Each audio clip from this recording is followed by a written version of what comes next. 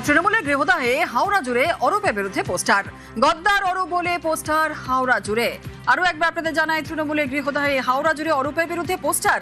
গদ্দার অরূপ বলে পোস্টার হাওড়া জুড়ে।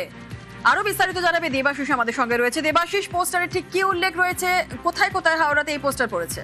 দেখো, হাওড়া শহরের বিস্তীর্ণ এলাকা, যে নতুন রাস্তার মোড় থেকে হাওড়া ময়দান পর্যন্ত প্রায় 16 থেকে 17টি অঞ্চলে সেখানে কিন্তু এই পোস্টার পড়েছে।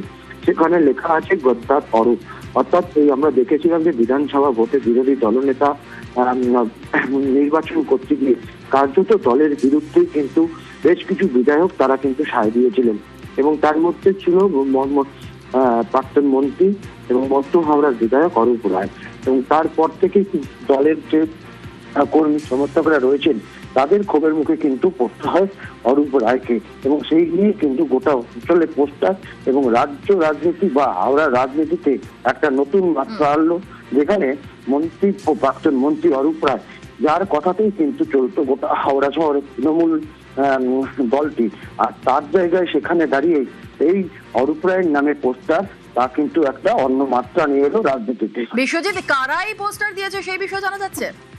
দেখো, এখনো পর্যন্ত পোস্টারে কিন্তু যাদের নাম আছে তা হচ্ছে দলের নির্ভীক সৈনিক, অর্থাৎ দিদির নির্ভীক সৈনিক নামেই এই পোস্টার লাগানো হয়েছে। তবে পুলিশ সূত্রে পুরো বিষয়টি খতিয়ে দেখা হচ্ছে কে বা কারা এই পোস্টার ফেললো।